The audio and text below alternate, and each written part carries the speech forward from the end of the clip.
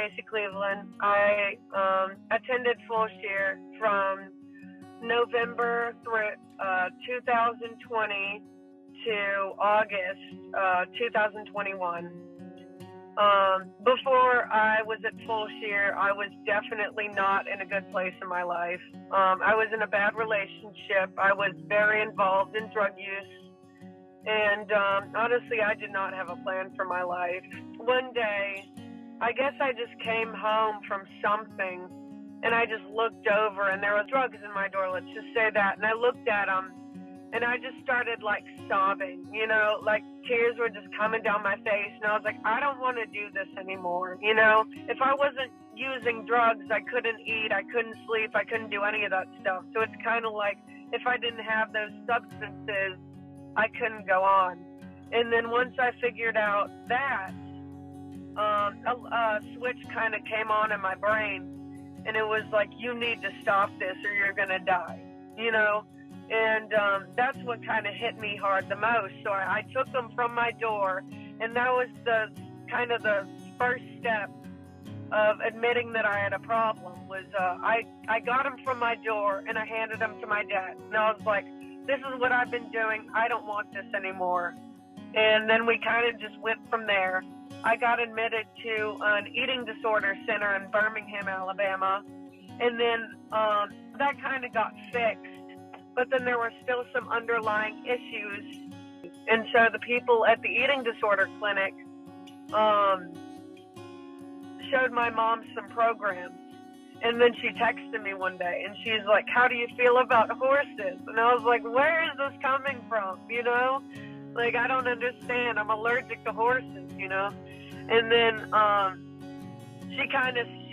remember she sent me the website, and at first I was like, I was very scared. Me and my mom and my dad drove to Texas instead of flying, and so I was sleeping the whole time. But once we got there, I felt like all these nerves in my stomach, and I was like, what if these people don't like me, you know, all this other stuff. And then I got there, and I was like, oh, this is fine, you know.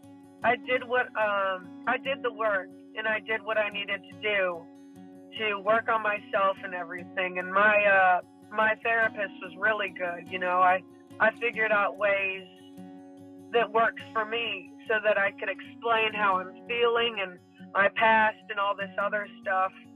What helps me stay sober is just remembering what it was like before, and realizing that I don't want to go back to that. You know, I don't want to go back to weighing 100 pounds and losing 30 pounds, all this other stuff.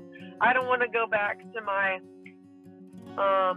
spiral, like everything that contributed to my addiction.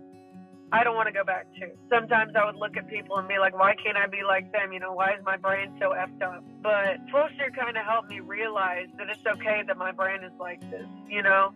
And it's okay that sometimes I don't have all the pieces together. It takes a few steps and maybe some support that the pieces will eventually fit, and you'll realize why you're here and what you're doing is important. My communication with my parents was better. I was able to have healthy relationships. I wasn't lashing out. I wasn't gaslighting. I wasn't doing anything that I was doing before, because I got to talk it through and work it through and get through the hard stuff with people that cared about me and wanted me to get better, you know? Because I remember watching Alumni videos before I started at Fulshear, and I was like, those aren't real. You know, those people are lying to me. This isn't real. And then what kind of helped me, though, was watching the parent videos. They tell you to watch the alumni videos, but what really helped me was the parent videos, because they were there when you were going through it, you know, the hard stuff, and they can give you their advice and expertise on how their child was when they were going through it. It was just really nice, honestly. The apartments were fun. Honestly, looking back at it, I really liked the ranch a lot better, even though I complained about it most of the time. Just because when I was at Fulshear, I would tell people, I like the ranch because it's the emotional structure you need before you go back into the real world. And I had some girls say, I don't need the ranch, I need the apartments more. And that's fine, you know. But where I was, I needed the ranch a lot more, and I'm glad I got the time that I had there to work on what I needed to work on. And then the apartments were just like, what you learned at the ranch, how can you, I guess, how can you contribute that to the apartment life? Like getting a job and having mediated conversations and doing all the hard stuff by yourself, kind of. I don't want to say by yourself, but it's like you have the tools, now implement them, you know. And if you need support, you can obviously get it, but I don't know, it's really cool. Fulshear was a very, very good place for me to be, and honestly, I don't know where I would be without it. You know, I'm going to school at Jeff State for psychology, and I have really good grades right now, and that's very surprising because since I'm motivated and driven, I know what I want to do, and I got the goal, and I'm pursuing it, you know.